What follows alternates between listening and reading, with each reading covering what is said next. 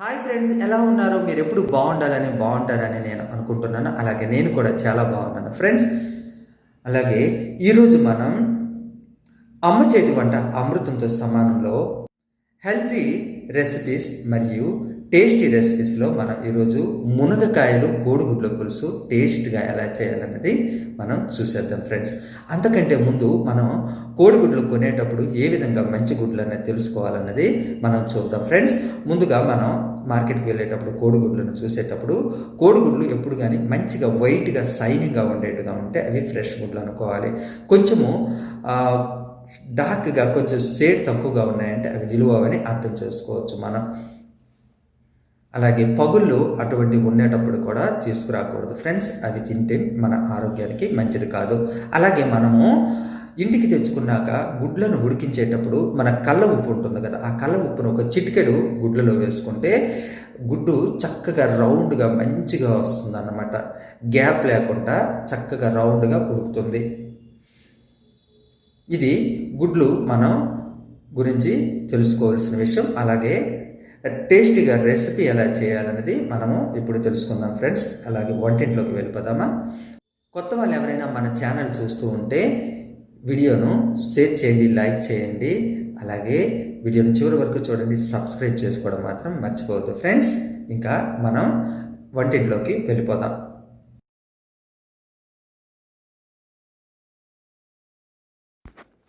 అమ్మ చేతి వంట అమృతంతో సమానం. స్వాగతం సుస్వాగతం ఫ్రెండ్స్.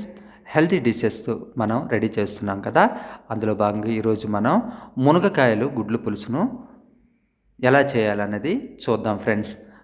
అలాగే కొత్త వాళ్ళు ఎవరైనా మన ఛానల్ చూస్తుంటే సబ్స్క్రైబ్ చేసుకోండి ఫ్రెండ్స్.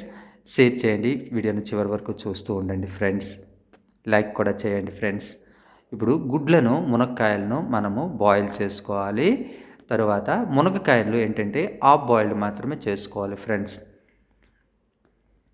లేదంటే అవి మొత్తము చిట్లిపోతాయి అన్నమాట, ముక్కలు పీసులా అయిపోతాయి అన్నమాట. ఇప్పుడు ఇంగ్రీడియంట్స్ అన్నమాట: ఒక పెద్ద టొమాటో పళ్ళు 2, అలాగే పచ్చిమిరపకాయలు 6, కొత్తిమీర ఒక కట్ట, కరివేపాకు ఒక 4 రెబ్బలు, చింతపండు పులుసు, అలాగే ఉడికించిన కోడిగుడ్లు.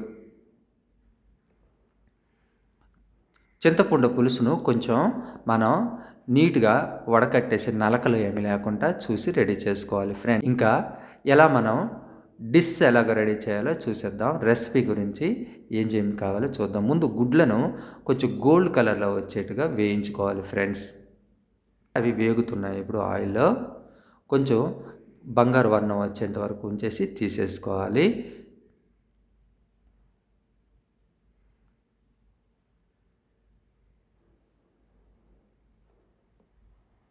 తరువాత జీలకర్ర, సరసావులు, లైట్గా కొంచెం మెంతులు వేసుకొని ఉల్లిపాయలు, పచ్చిమిరపకాయలు అవి వేగినాక వేయించుకోవాలి.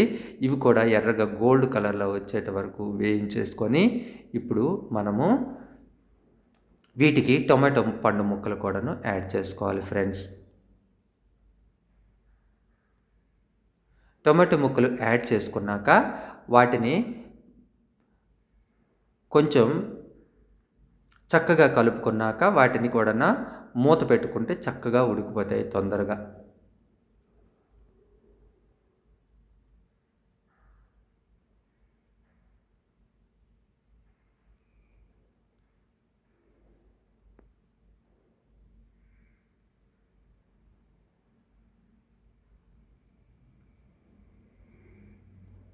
చక్కగా కలుపుకున్నాక ఇప్పుడు మనం అందులో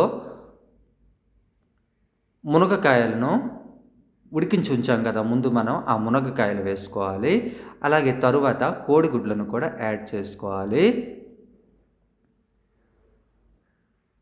పసుపు, ఉప్పు, కారము రుచికి సరిపడేంతగా వేసుకోవాలి ఫ్రెండ్స్.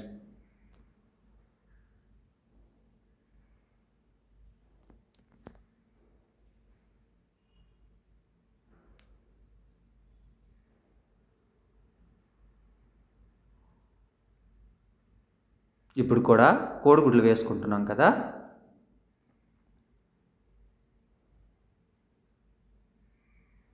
కోడిగుడ్లు వేసినాక కూడా మెల్లగా చక్కగా కలుపుకొని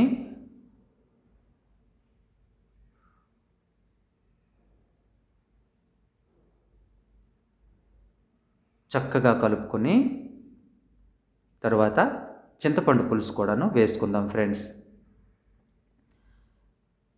అందులో మీకు నచ్చేట్టుగా ఉంటే ఒక 20 గ్రామ్స్ బెల్లం వేసుకున్నా చాలా టేస్ట్గా ఉంటుంది. అది మీకు ఇష్టపడితేనే చాలా బాగుంటుంది ఫ్రెండ్స్.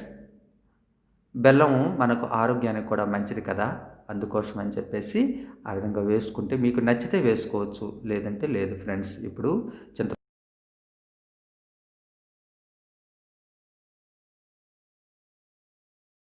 గుడ్ల పులుసు ఇంకా మునగకాయ గుడ్ల పులుసు ఇంకా సిద్ధంగా ఉంది. అలాగే కొత్తిమీర పైన వేసేసుకున్నాం మనం.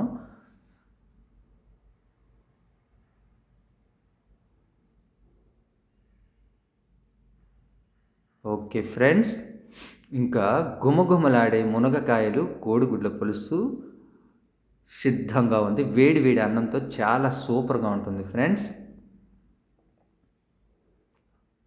ఓకే ఫ్రెండ్స్, రెడీ అయిపోయింది. ఇంకా ఓకే ఫ్రెండ్స్, మునగకాయలు కోడిగుడ్ల పులుసు సిద్ధంగా ఉంది తినటానికి. ఇంకా వేడి వేడి అన్నంతో లాగించేద్దాం ఫ్రెండ్స్. ఇది ఈరోజు అంశం. టేస్ట్గా గుడ్లు పులుసు ఎలా చేయాలో చూసేసాం కదా ఫ్రెండ్స్. మళ్ళీ మనం కలుసుకునేటప్పుడు మరొక కొత్త రెసిపీతో మీ ముందుకు వస్తాను. అలాగే అప్పటి వరకు టేక్ కేర్, సెలవు ఫ్రెండ్స్. అలాగే సబ్స్క్రైబ్ చేసుకోవడం మాత్రం మర్చిపోవద్దే.